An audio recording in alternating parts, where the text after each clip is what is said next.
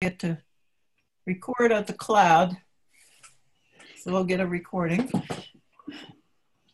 So, does anybody have anything major breakthroughs or? What about your mother, Andrew? How's she doing? She's doing fine. Like she's with a failing memory, but otherwise, physically she gets around. Always kind of wobbling. We always keep reminding her to use her walker. Uh-huh. But other than that, nothing much has changed. She just gets, like as time goes by, it gets a little worse each time. But Yeah. she's still in there. She laughs a lot, which is good.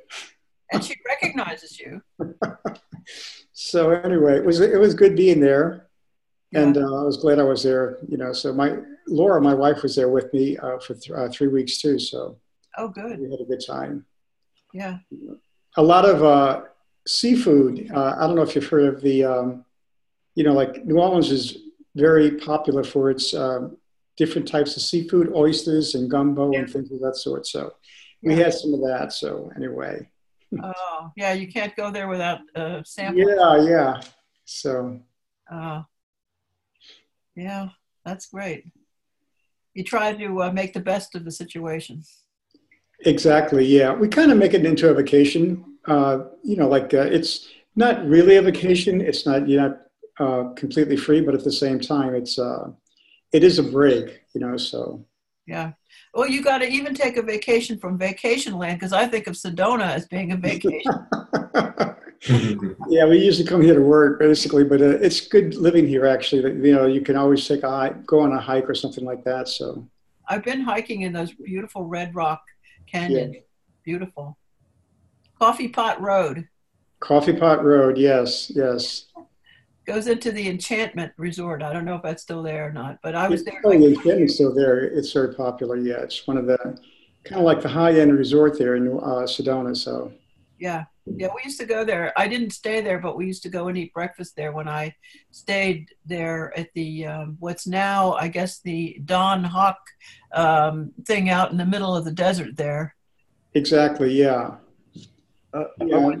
They're kind of like phasing out. It seems to me their complex. A lot of the statues that were out in the front and so forth. Yeah. Have been removed, and I'm not sure how much of an operation they still have going on out there. So. Oh, that's interesting. Yeah. Oh. I went there once in Sedona, and I was hiking down this path, and I came across like a building. It was sort of sitting by itself. It was like a meditation center, and they had it was like a kitchen, and there was a meditation room. And I went in there. There didn't seem to be anybody around, and so I just sat. And they have these big crystals and stuff in there. Oh, wow. Did you ever see that? I'm not sure. Like this, basically, like things, how long ago was that? Oh, yeah, that was about 15 years ago. Yeah, things here come and go a lot. Yeah, okay. It's a very transient type of town. People saw different types of, businesses and so forth, and movements and that. This was the New Age Center many years ago. Yeah, right. And that's kind of like phased out. Oh. Yeah. I mean, they still got a bit of that left, but mostly it's gone. So. Yeah. It might have been closer to 20 years ago. But anyway, sitting in those with the crystals I don't know if it seemed like I had a really strong sitting there. Like Oh, wow. I felt, like the presence was like really strong or something. Yeah. Well, that's why a lot of people come here. They believe in the vortex energies and so forth. But it's there's so much publicity around Sedona now. It brings in a lot of people from all over. But it's become very business oriented, the town. So it's lost a lot of the kind of like that spiritual aspect, at least from the New Age point of view. But Ranjit Maharaj visited here, and that was really great. So I read a little sentence from Nisargadatta Maharaj.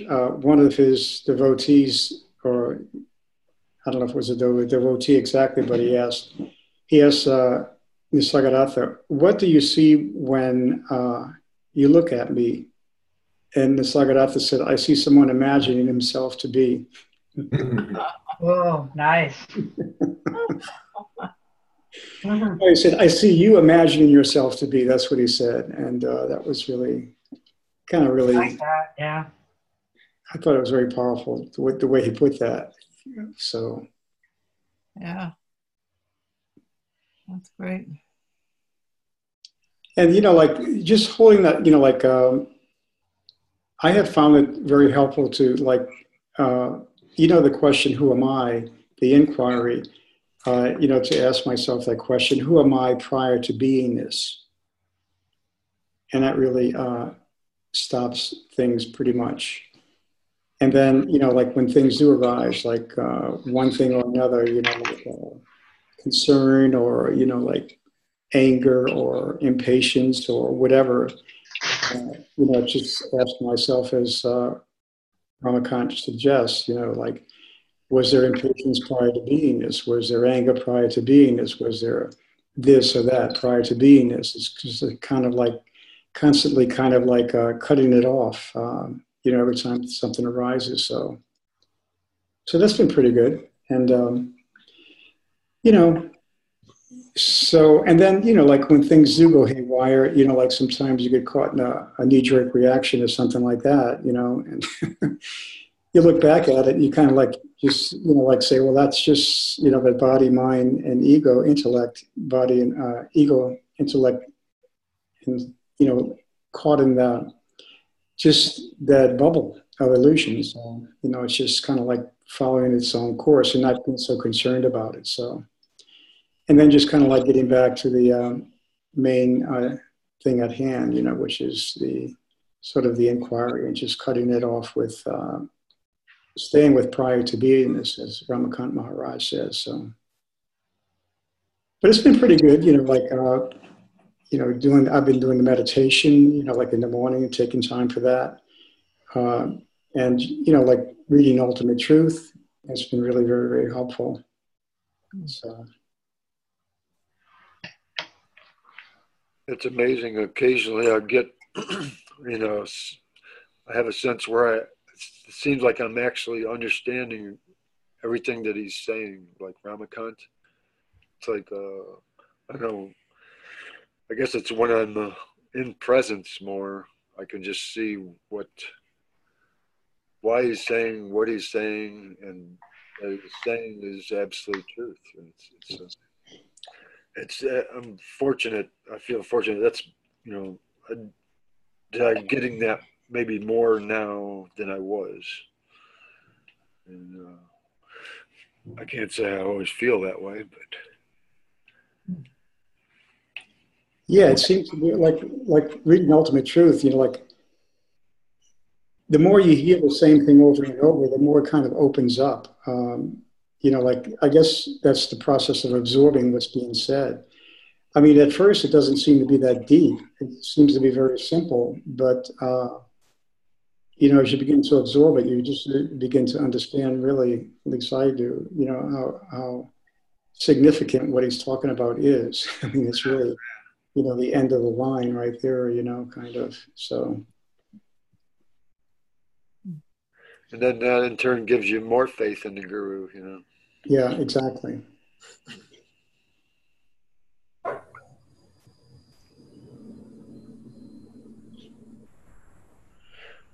But I still get where if I'm feeling like I'm strongly in presence and that I'm not only what I thought I was, there's still a sense of me being there.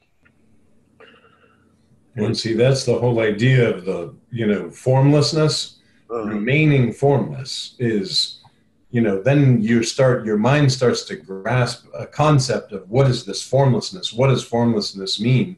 And then the mind says, oh yeah, okay, formlessness. This is formlessness. And then that's where Maharaj stops that concept and that little train of thought, because he says, okay, formlessness prior to beingness, so that it kind of shakes up. Because the whole idea is you don't want to grasp at anything that you can kind of build this little conceptual house and then say, I understand, this is the understanding, and this is my conceptual house that I have built, and I'm getting this. And that is really kind of like that lulling you into a false sense of, oh yeah, okay, now I get this and I understand this. The idea of the understanding is that it stops, like mind stops, and then you start to see that this is absolutely illusion, because the mind is no longer, and that's mantra, mind is no longer commenting on the day-to-day activities and the things that are going on and this and that. So you're in that kind of prior to beingness state, prior to any thought arising about anything, prior to labeling, prior to mind, ego, intellect. And then, you say formless, and right away formless, no, let's smash that concept with prior to beingness. Because then even the mind is like, prior to beingness, what was nothing? Like, okay, nothing, like nothing. That, what? Nothing. And then that nothing, then you don't want to add anything on to that nothing by trying to label or build another little conceptual house of what nothing might be. And then he says, ultimate truth, accept your selfless self. There's no God, there's no Brahman, there's no Paramatman, there's no master. Nothing is there, because it's formlessness without a concept of formlessness. It's prior to beingness, prior to any conceptual building of any kind. There's no building blocks. It's space in space. And then even you don't want to label that space, because then you're using mind, ego, intellect with what is space. And mind can sit there and label, oh, this is space, so I understand I'm like space. And then Maharaj says, no, no, no. Remember, Nisargadatta Maharaj said, if at all you want to compare, don't compare. But if for some reason there's some urge in the mind to compare yourself with something, then compare yourself with sky or space.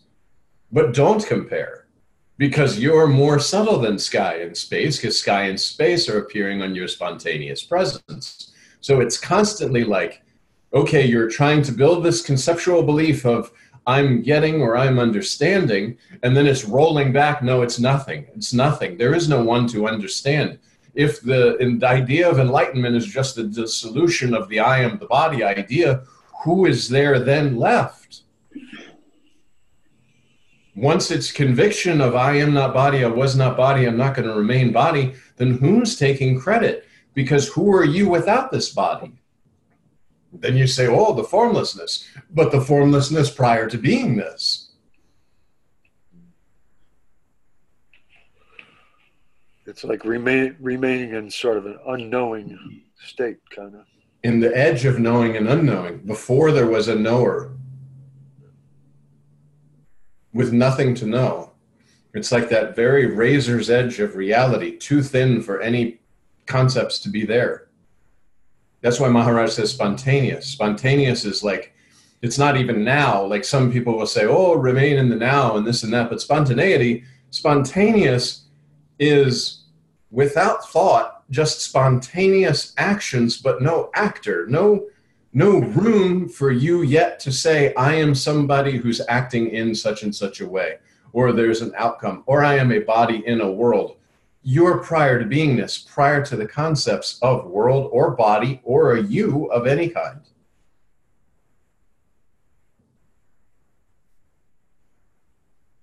Who are you without this body?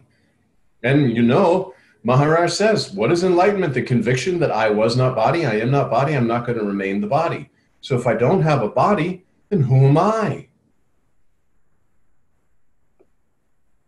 And yet, that's why he says, knock, knock, and somebody says, nobody's there.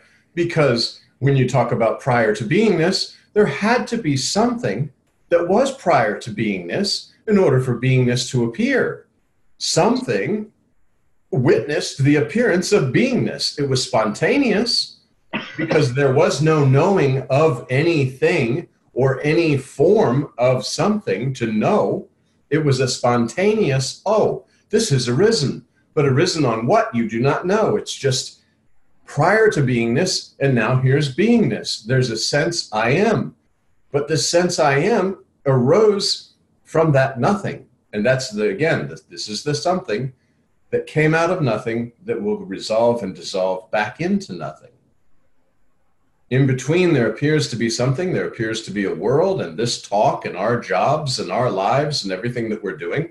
But this is the illusion, the something that's in the nothing, simply because the concept of beingness appeared to the no beingness, or the absence of beingness, that you are.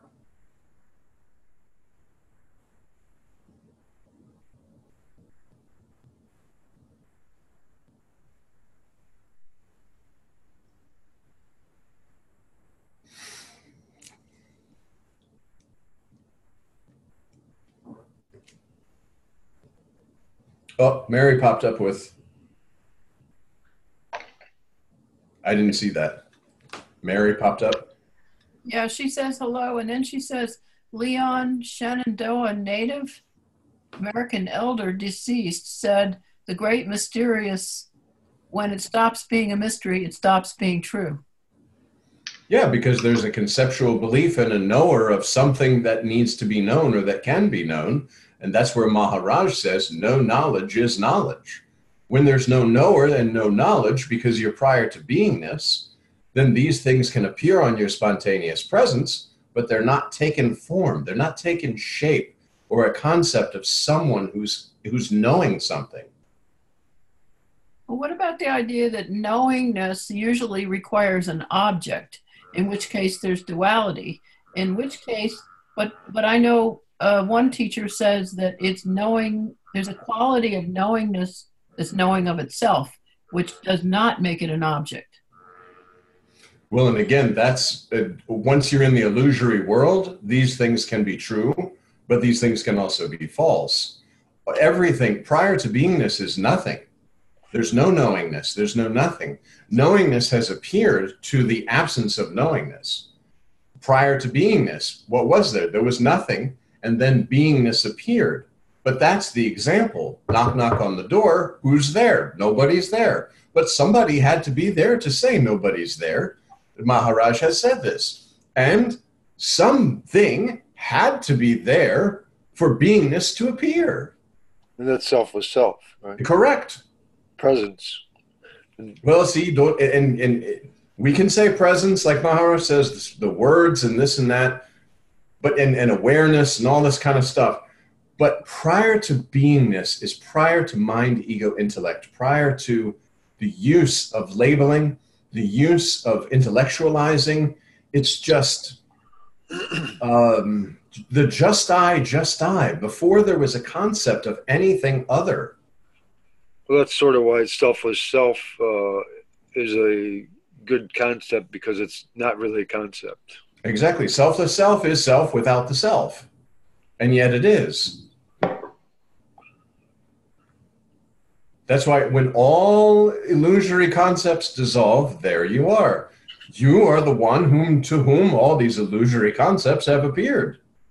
And we talked about before, like Nisargadatta Maharaj says, the consciousness is what everything that you've ever known, all your life, all the people you've known, everything that's ever been done in your knowing state has been done in this consciousness. And this consciousness appeared to you, the selfless self, through spontaneity, the beingness. Boom, beingness appeared to something that was absence of beingness. Now beingness is the first concept, which then created the consciousness in which the entire world is. But it's not. It's totally illusion, because all of this will disappear and you'll go back to your regular self without knowing, because there's nothing to know, and you won't even know yourself, because beingness is no longer appearing on your spontaneous presence. And that's why it ties into why the body is, because once there's no body, there can't be any realization, because then there's nothing. So the appearance is sort of God's way of knowing itself, or the self's way of knowing itself. I think you've through the concept of otherness. Yeah, but you know what? That sort of puts some pressure on it. You know, it's like, well, the realization has to take place before the body leaves, or else it's all, you got to go through the whole baloney all over again. Well, no, because you never were. There never was a Kathleen. It's always selfless self that's absolutely unmoving, that all this movement is occurring inside of. So when Kathleen's body falls, it makes no difference whatsoever to selfless self that you are. When John's body falls, it makes no difference. If I realize myself, okay, nice. If I don't realize myself, it doesn't matter, because all of that is in the bubble of illusion inside the consciousness. The self is never realizing anything. Inside the bubble of illusion, inside the consciousness, there's the dream of waking up from a dream, but that's all in the dream. Wow. So what's the point of it all? There is no point at all. It's just we're here. Spontaneously, existence has come. And whether you realize yourself or not makes no difference at all, other than in this illusory world, you know yourself in a real sense. You're no longer pressured by all the illusory concepts, mind, ego, intellect, and all these things. You stop using them and stop believing in the illusion. Nothing changes at all, other than right now you believe in these illusory layers. You believe that I'm Kathleen, but I'm not Kathleen, and Kathleen has this spiritual knowledge, and Kathleen has this understanding. And Kathleen, when she leaves the body, these things will occur, but this is all false. And when you know yourself in a real sense, you'll know, and you'll have the courage to sit with this falseness, so that then it'll dawn on you that, wow, like there was nothing to lose. This body falls, there's nothing to lose, because there's nothing that ever was there. Yeah, so it's only useful for this incarnation, because then it's like there's peace for this particular, in this particular incarnation. Yes. And after that, the whole show is over. Exactly. And inside this dream, when you know it's a dream, then you'll behave as if it's a dream. You won't take the touch of serious things happening or not happening. It's just like, okay, this character is going to move on down to the end until the body falls, and that's it. And it'll do that anyway. See, that's the crazy thing. It's going to do that anyway. But the mind creation and your belief that you're a body that's experiencing these things and experiencing these thoughts about yourself, that causes a disturbance. And even though you're still going to live the exact same timeline, the exact same everything, you'll be disturbed the entire time until you leave the body. Whereas if you know yourself in a real sense, you can really just enjoy existence. Your spontaneous existence, spontaneous action. Nothing to worry about, nothing to do. In the end, it's all the same. All's well. But you do what needs to be done in the moment, but you're not pressuring. You're not worrying. You're not, oh my God, what happens about this? What happens about that? This is all just the illusion. Yeah. So enjoy the illusion without you. And you can't fake that, because you have to get rid of all of the illusory concepts in order to live as you are, spontaneously, without this mind, ego, intellect trying to project all these stories and give you all these images and worry about, like you said, well, what happens? Your body will eventually, my body too, will go to the hospital, and if we live long, if we just get hit by a car or whatever, it won't happen that way. But if you go and you live longer, then you're going to know. But see, that's why Maharaj says, you know that no one is dying, because no one was ever born. No. So the last moment is a very happy moment, because okay, the show is over. I have lost nothing. And I actually was able to maintain the show, peace, joy, happiness. As Maharaj says, are you peaceful? Are you tension-free? Are you fearless? Someday or other, willingly or unwillingly. Maharaj says this all the time, and this is a very key thing. Willingly or unwillingly, you are going to have to leave the body. You are going to witness yourself, so to speak, conceptually dying. You're going to witness this. You're going to witness that this body is no more. So at the time, If it's just a transitory thing, like you're waking up from a dream, then it will be a very peaceful thing. It's like, okay, it never was. Everything's good. Mantra. It's finished, but it never was. So my mind can't sit there and torture me in the last moments saying, oh, what about your children? And did you, who's going to pay your mortgages? And, what about your car? And, oh, your job. And in your last moments, you say, oh, I didn't really do that much with my life. I wish I would have done this or that. Oh, my true love, I never married them. I wound up with somebody. All of this nonsense. Instead of breathe in, breathe out, finished. Yeah. No, that also applies to the everyday mind, Babel, too. Oh, yeah, exactly. I mean, every day, when you think sometimes of the crazy babble that goes on.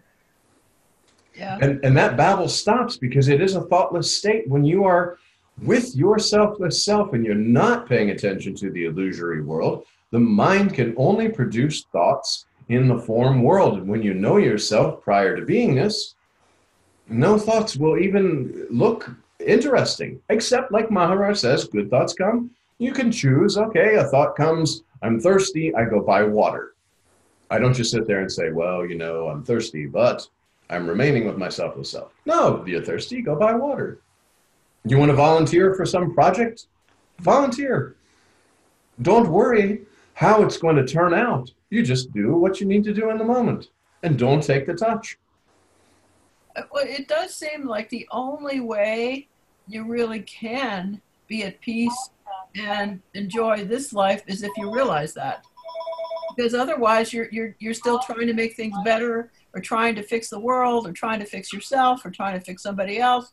And that's all misery. Exactly. So the only thing is letting go of it all. Yes. And living without that. And that seems to be the journey, which is that, okay, I want to get to that, I know it's funny because it's almost like the me wants to do it, but there can't be a me in the end anyway. So it's like letting go of the me, and it's a surrender that they always talk about. And see, you surrender through mantra and seeing that it's the reality, knowing yourself in a real sense. The mantra, you use mantra and you can be cooking and doing these things and all this and not thinking about yourself. And you start to see, I don't need to bring myself into every situation. I can just be. I can just spontaneously have some occurrence happening, and I can do what's in front of me, and I don't have to worry about the outcomes or what's going to happen, and yet I'm still fully into it. Yeah. And mantra does this, because what does Maharaj all the time says, and I think Andrew pointed out in Ultimate Truth last time, that you are being disturbed by illusory problems and false enemies. Yeah. People that don't even exist are disturbing you. You don't exist to be disturbed. Well, John, our friend Meg, that Trish and I both know, he says, you're trying to fix Santa Claus. Yeah, exactly. The unborn child, like Maharaj says. Yeah. The unborn child is disturbed by other unborn children. Yeah. Because those unborn children aren't playing nice and they didn't come from good families. They never learned proper manners, and you don't like these unborn children. And this is all just illusion. And like Maharaj says, once you know yourself in a real sense, that knower of that sense of presence, that formlessness, that just I without anything, prior to beingness, prior to mind, ego, intellect, you're finished. Then you're not taking the touch of all these illusory concepts. And when you do, like Maharaj has said, you have a spiritual broom. The spiritual broom is continuously sweeping the concepts away. You're just I, then the concept comes in. You're focused on mantra, focused on selfless self, brush that concept aside. Because in the morning, you have the just I, and then the conceptual beliefs start to attach to you. Think of it as when you wake up, you have nothing, and then all of a sudden these sticky notes of I'm Kathleen, and then sticky notes what Kathleen has to do today, and sticky notes should have happened yesterday what I need to do. Sticky notes, if I don't get this done, this is going to happen. All these sticky notes just keep piling on, but see, if you remain formless, there's no place for them to stick.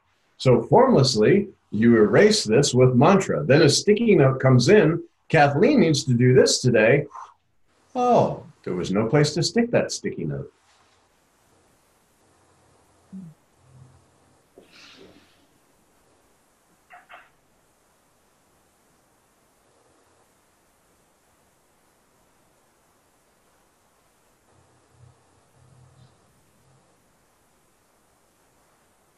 That's a good point, actually.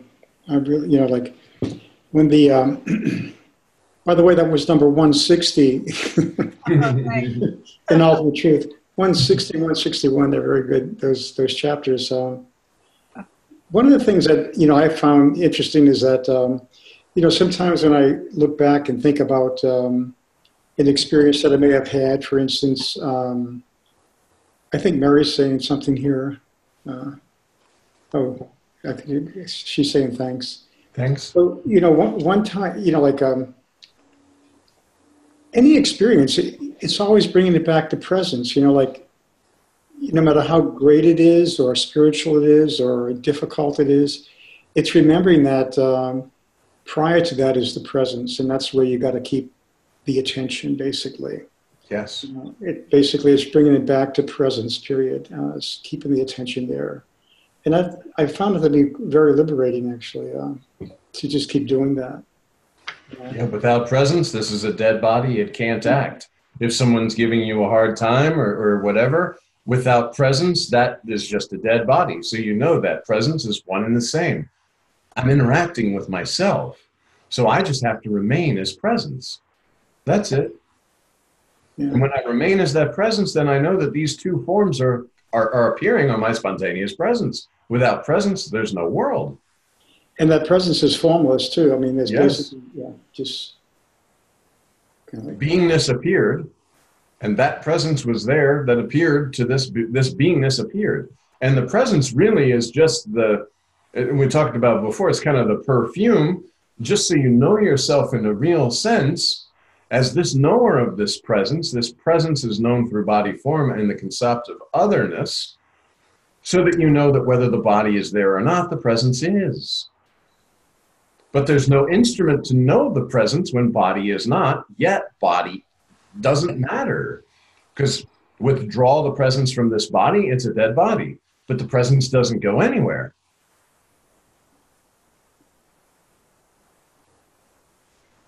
But the presence is not aware of itself once there's no body. Well, because it has to use the conceptual belief of otherness. Yeah, that's what they say. God does not, supposedly use the word God, but God doesn't know himself unless there's something other, which is why we were created. Well, and you couldn't think about this for a moment. Just like eternal space with absolutely no objects, no nothing. How would that know itself if there was nothing other? There's no mirror, there's no reflection, there's no nothing. So this consciousness is created inside your selfless self on your spontaneous reflection, your whole world, the projection, and that's how the interaction is. And then through this body form, you can know this sense of presence, know yourself in a real sense, and then you're not so concerned about the body presence, the body, whether the presence is here or not here. This body is a dead body. So, but yet the presence is all of this appeared on spontaneous presence. So it doesn't need the body, and it doesn't need to know itself. It just happens to know itself through the conceptual belief of otherness while in a body form. But you have no need to know yourself. You're everything, all of everything. So there's no real need to know yourself other than when you know yourself, then you want to know how this is all happening. How do I know this? How do I spontaneously know I am? Well, there is no how. It's just, it is. And after you don't know I am, you're still there because this I am appeared to that you are. So it all doesn't matter at all. You, the selfless self, have no need to know yourself, other than when you know yourself, you should know yourself in the real sense and not in the illusory body form. Because the illusory body form is going to fail one day or other, burn or bury, like Maharaj says. So if you only know yourself in the illusory body form, in the illusory world, and you believe that to be true, then you're going to suffer. But if you know yourself in a real sense, okay, this body's here and I suddenly know myself. I didn't need to know myself, but I do. But I need to know myself in a real sense and not in this illusory body form. Because of this body, I know I am, but I don't need to know that. Like, you don't need to know yourself. You just happen to know yourself. But now know yourself in a real sense, not the illusory body in the illusory world. Because you suddenly know yourself, you believe that this body is me. But this is not the case.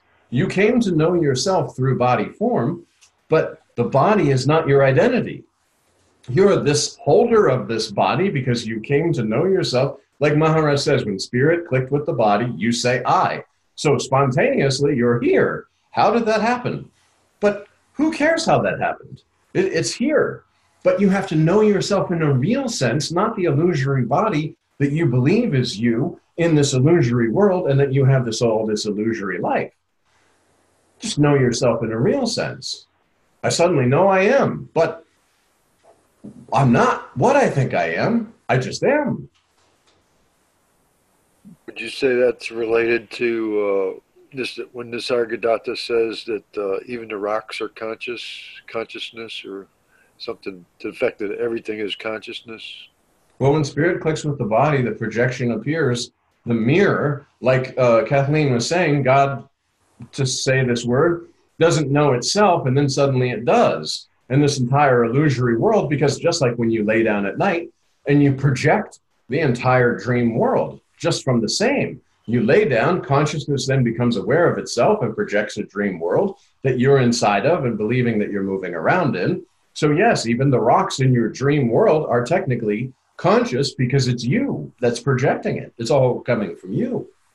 And this is just a long dream. Spirit clicked with the body and you say, I. And you know yourself in this body form for a time, which then impresses all these body-based concepts that they're true, because the only way you know yourself, you haven't investigated, I'm this body and I'm doing these things and I need to do this and need to do that. But Maharaj has said, and once you know, the spontaneous conviction of I was not body, I am not body, I'm not going to remain body. Yes, I have a sense of existence. This sense of existence is because of this body, but this body is not my identity. This sense of existence just appeared. And then I said, oh, I exist. But I need to know myself in a real sense, that I am not this body. This body clicked and suddenly I am. I say I. But that's not the real identity. Knowing yourself in a real sense is you are not this body form. Although the body form was the indicator that when it clicked, boom, oh, I exist. I assume I exist in this body form, and other body forms are out there that tell me I exist in this body form. And all this body knowledge is impressed. But the reality is, no. Knowing myself in a real sense, I'm just this sense of presence that suddenly became aware of itself. The space in this room suddenly became aware that there were people in this room. And when the people leave, the space is still here, and whether people or things are going on or not, there's no knowing of this. There's nothing inside to know. There was for a time, but now there's not. And it didn't need to be. That's why selfless self does not need to know itself, does not need to realize itself, does not need to go through enlightenment. The whole idea is that selfless self knows that I exist because of clicking with the body. Now you know yourself in a real sense. Yes, I have the sense of existence, just I, but this body is an extra illusory layer that I do not need. And it's not me. And that's it, really. Now, in every moment, understand this. spontaneously as it's arising. You just know, I know myself in a real sense. And then I have this mind, ego, intellect. But it's funny because the mind can only produce thoughts about the illusory world. It cannot produce thoughts about myself because there's nothing to think about myself. There's nothing. There's nothing. Because the mind can only know objects. Well, the mind can only know what it knows. You know, mind came along with the body. When spirit clicked with the body, you say I. Then mind, you attached as my mind. This flow of thoughts is my thoughts, my mind. And that's how this comes about, the identification through thought. Did somebody just popped up? Yeah, she says, I want to share a YouTube channel I found called Temple Sounds for singing bowls. 10-minute videos played by a master in Connecticut. I find them very calming for the mind.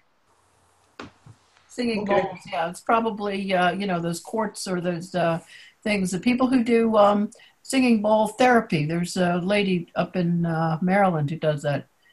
And again, this is good, but remember too, this is body. Just like Amma, the hugging saint, or some of these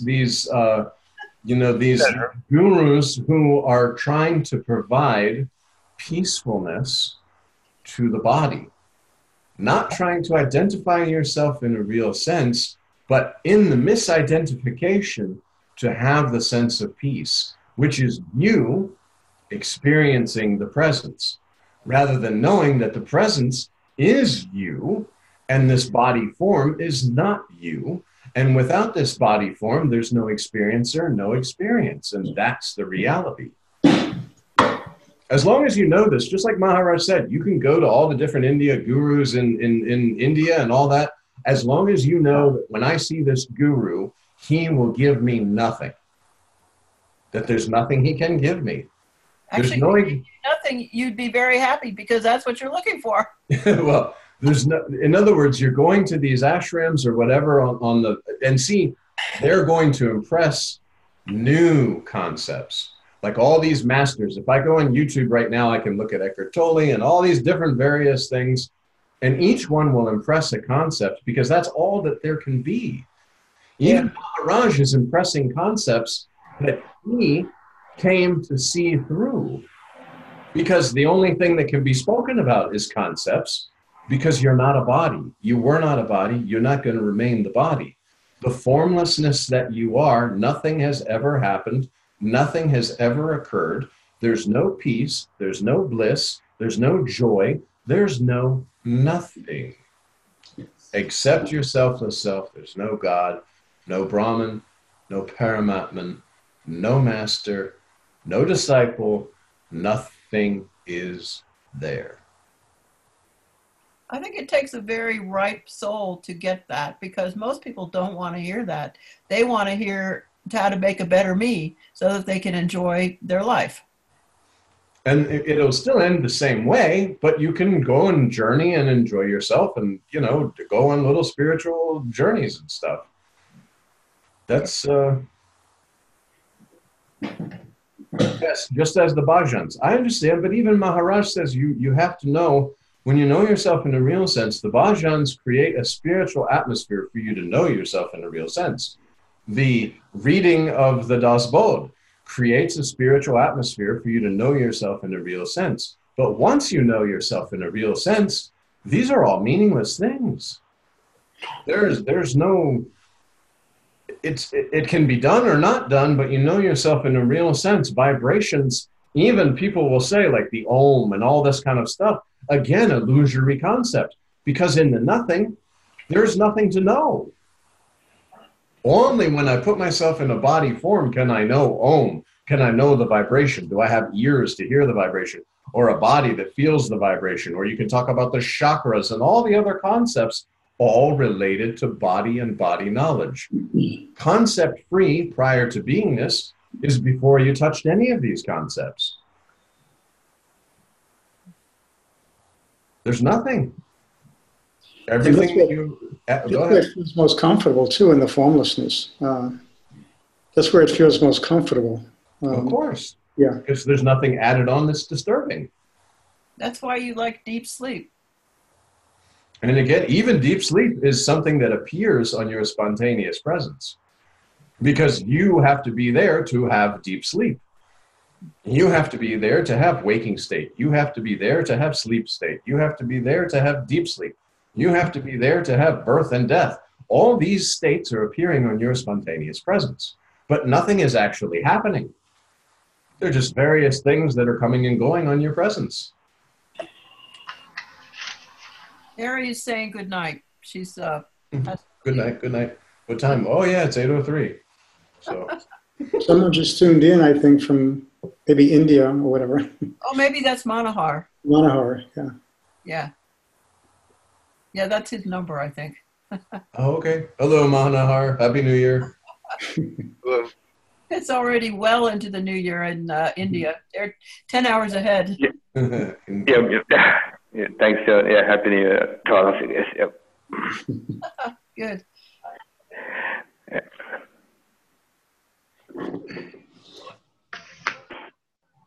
Thanks, Sean.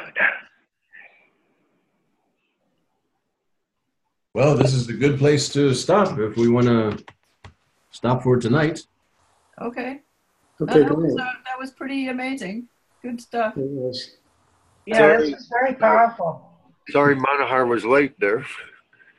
No, I think he's been there. It's because Mary was here too. There were four okay. people, so all the little blocks were arranged differently. Oh, okay. Okay, so he was here. That's good. No, he was Yes. here. If you press on the arrow, you can see everybody that's here. But there are only a certain number of blocks that'll fit in your screen. Right. I see. You're right, yes. Okay, well, thank you so much. I really appreciate this. Thank you. Thank you. Very good. Thank you. Very good Have a session. nice evening. Thank you.